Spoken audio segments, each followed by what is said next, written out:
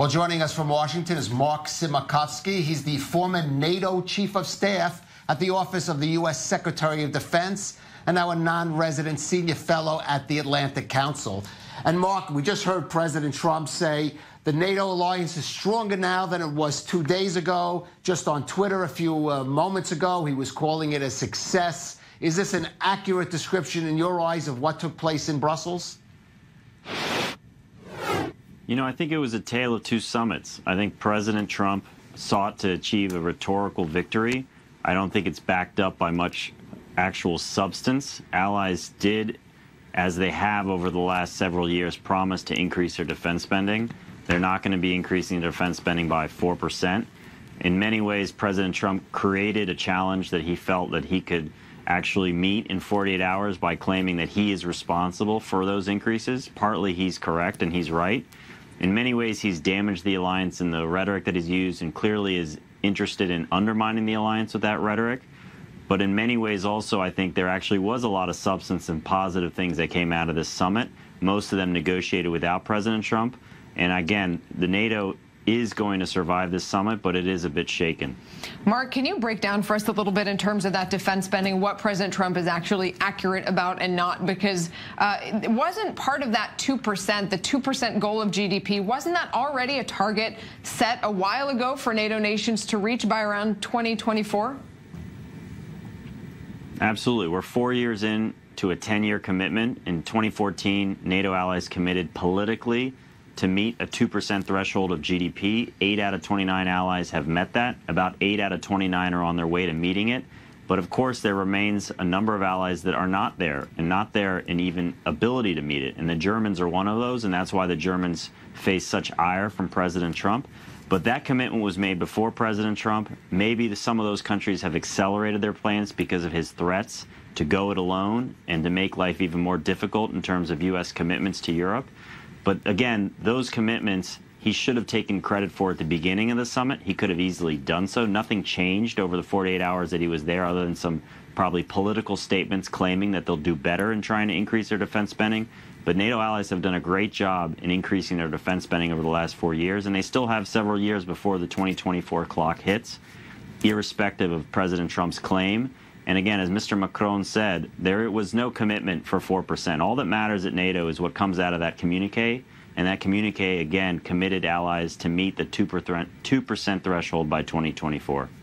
Mark, how much concern should other NATO members have going into that summit in Helsinki between President Trump and Vladimir Putin? And what specifically should they possibly be concerned? What kind of comments or signals to Vladimir Putin could President Trump make that could concern those other NATO countries? So absolutely, allies should be concerned. They were concerned after the G7 summit. They were concerned ahead of the NATO summit that President Trump would surprise allies with some very bombastic statements. He did so. He attacked Germany beyond what people expected on burden sharing, calling them captive of Russia.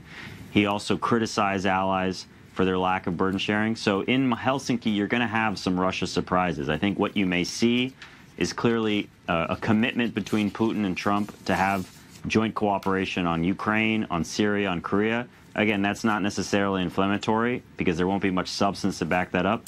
But you could easily see President Trump saying, after Putin's request to freeze some exercises in Eastern Europe in return for that cooperation, that President Trump being able to commit to something that he committed to in Singapore, which is to review U.S. posture in Europe, which he could judge is inflammatory and expensive, and also is a way to help normalize the relations with Putin, which he wants to do.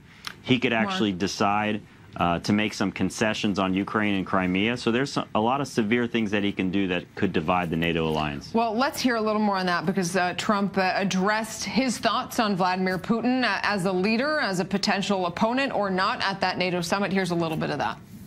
He's a competitor. You know, somebody was saying, is he an enemy? No, he's not my enemy. Is he a friend? No, I don't know him well enough. But the couple of times that I've gotten to meet him, we got along very well. You saw that.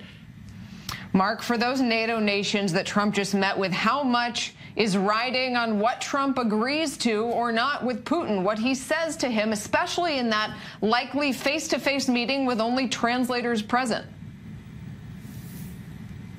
You know, again, that's the concern, is that he could make promises on behalf of NATO allies or promises that could impact the alliance.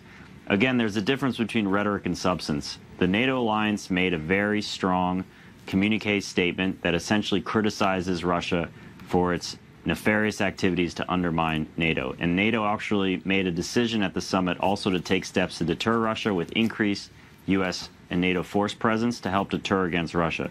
So in many ways, President Trump, of course, is going to have a very positive rhetoric, backslapping good time with President Putin, which will contrast with his meetings at NATO. That in and of itself is damaging but not destructive. I think one of the things that we should hope for is that he does no harm in U.S.-Russian ties and NATO ties.